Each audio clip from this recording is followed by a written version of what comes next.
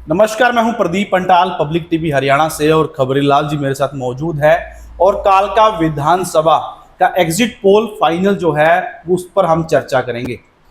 कालका की अगर हम बात करें तो कालका से बीजेपी ने इस बार लतिका शर्मा जो कि पूर्व विधायिका हैं उनका टिकट काटकर अंबाला की मेयर शक्ति रानी शर्मा जो कि विनोद शर्मा की पत्नी हैं उनको प्रत्याशी बनाया।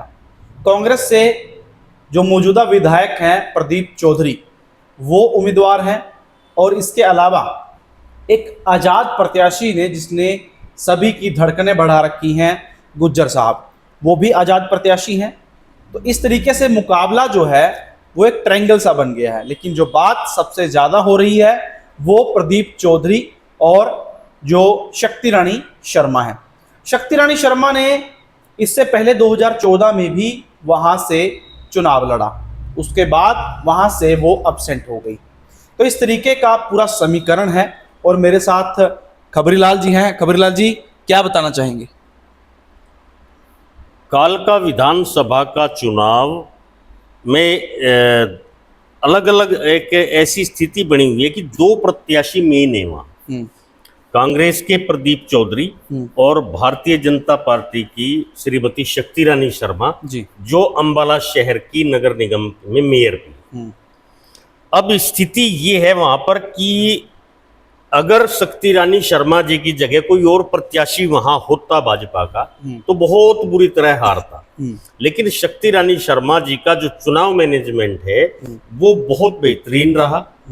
इनके पक्ष में यही चीजें हैं कि शक्ति रानी शर्मा विनोद शर्मा परिवार चुनाव लड़ रहा है। ठीक है। प्रदीप के पक्ष में सिटिंग एमएलए है, प्रदेश में भाजपा की कांग्रेस की सरकार आ रही है, ये सब चीजें हैं।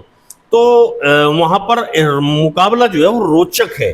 अगर एक एंगल से हम कहें कि शक्ति रानी शर्मा जीत रही है तो प्रदीप के साथ अन्याय होगा, और अगर कहें कि प्रदीप जीत रहा है तो शक्ति रानी शर्मा के साथ होगा। ठीक है। मेरा सीधा मानना है कि वहां पर कुछ भी संभव है, लेकिन प्रदीप का कहीं न कहीं 1-2% 10% पलड़ा भारी है।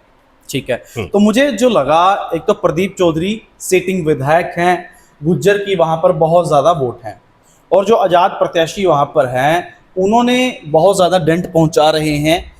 इसलिए दूसरा शक्ति रानी शर्मा की अगर बात करें तो एक तो वो बाहरी प्रत्याशी हैं, ये उनके पर टैग है, अंबाला की मेयर भी रही हैं और अंबाला में जो 4 साल का उनका कार्यकाल रहा उसको भी प्रदीप चौधरी गिना रहे हैं। इसके अलावा अगर हम बात करें, लतिका शर्मा ने बिल्कुल भी सपोर्ट जो है वो शक्ति रानी शर्मा को नहीं की, अपनी टीम उन्हें नहीं दी। काफी लतिका शर्मा के जो मेंबर थे टीम के वो प्रदीप चौधरी के पास चले गए। और मात्र एक दिन लतिका शर्मा जो है एक मंच पर उनके मात्र वो आई तो वो जफ्फी डली, लेकिन मुझे लग नहीं रहा कि इतना प्रभाव उस चीज से पड़ा है।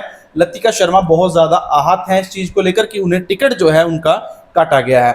और अगर हम पॉजिटिव बात करें तो जो राज्यसभा सांसद हैं उसके होने का बहुत फायदा वहां पर मिला है, और एचएमटी का मुद्दा उन्होंने उठाया राज्यसभा में।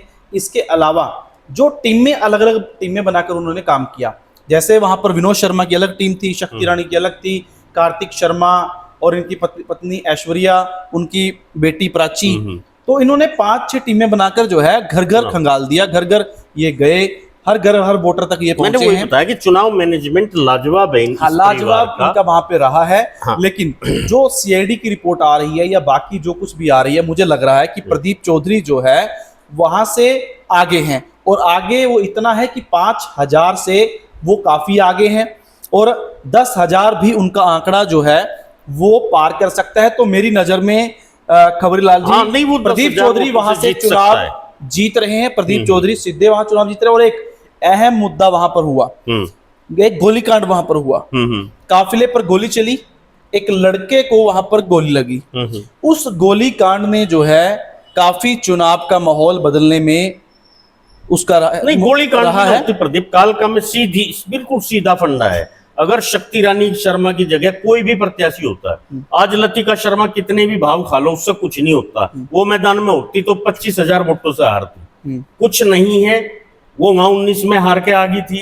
आज वो कहां से वोट ले आएंगी? जो सिस्टम होता है ना पार्टी का, वो प्रत्याशी के साथ चला जाता है। और आप कल्पना कीजिए ना, हम चाह रहे थे कि शर्मा परिवार अम्बाला से चुनाव लड़े, लेकिन नाराजगी तो वहां लेकिन पे रही है ना, बाहरी को टिकट दे दिया। क्या लतिका शर्मा को इतने ये आप कुछ कमजोर मान नहीं रहे हो? होता, कुछ नहीं, नहीं सिटिंग होता। नहीं, वो विधायक रही हैं, क्या बहुत इतनी कमजोर है, बहुत कमजोर है। क्या है पल्ले, चलो बताओ चलो भाई, वो भी तो वहां की नहीं है। ठीक और है। सब जानते हैं किसने क्या बनाया क्या कमाया, ऐसा नहीं है वहां के कोई इतने बड़े लोग तो नहीं प्रदीप चौधरी को आप जिता है। रहे हैं प्रदीप चौधरी को है ये बहुत बड़ा, ऐसी बात नहीं कितनी है। वोटों का? नहीं हो सकता है वो 10,000 वोटों से जीत जाए। तो 10,000 दोनों का हमारा मार्जिन है। प्रदीप चौधरी जो हैं वो कालका सीट से जीत रहे हैं और इस बार विधायक, पहले वो 2 बार रहे इनेलो से, कांग्रेस से, तीसरी बार विधायक बनेंगे।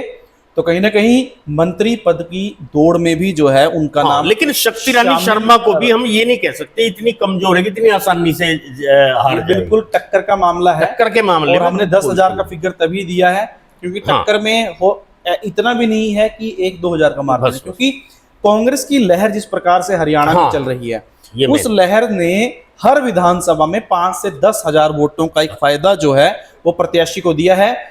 मुलाना में भी सेम यही चीज हुई। हाँ, लेकिन मुझे लग रहा है कि कांग्रेस की लहर में जो प्रदीप चौधरी हैं वो भी पार होते हुए दिखाई दे रहे हैं। ठीक है।